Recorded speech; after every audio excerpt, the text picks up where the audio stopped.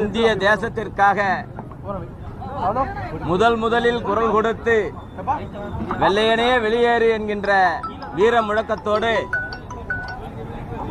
பீரங்கி குண்டுக்கு மார்பேந்தி காட்டிய மாவீரன் அழகுமுத்துக்கோனுடைய 314வது பிறந்த நாளும் 267வது நினைவு நாளும் ஆகிய இன்று பல்வேறு தமிழகத்தில் இருக்கின்ற பல்வேறு மக்கள், அரசியல் கட்சி தலைவர்கள், முதலமைச்சர் உள்ளிட்ட எதிர்கட்சி தலைவர் அனைவரும் வருகை தந்து மாவீரன் அழகுமுத்துக்கோனுடைய புகழுக்கு மேலும் புகழ் சேர்த்திருப்பதை கோகுல மக்கள் கட்சி மனமார்ந்த நன்றியை இந்த நேரத்திலே தெரிவித்துக் கொள்கின்றது.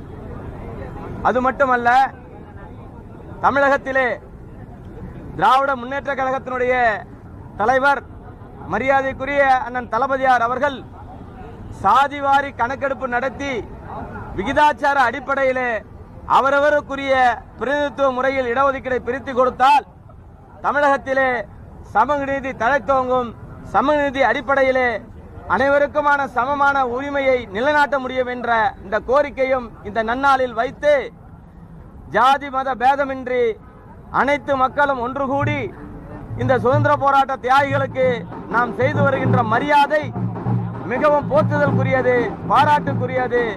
எம்பெருமான் அருளாலே இந்த சமூக மக்களும் சரி, இந்த மண்ணிலே வாழ்கின்ற ஒவ்வொரு சமுதாய மக்களும் இந்த மாதிரி சுதந்திர போராட்ட தியாகிகளுக்கு மரியாதை செய்வதை வரவேற்கின்றேன். கோகுல மக்கள் சார்பில் நன்றி தெரிவித்து விடைபெறுகின்றேன். நன்றி, வணக்கம்.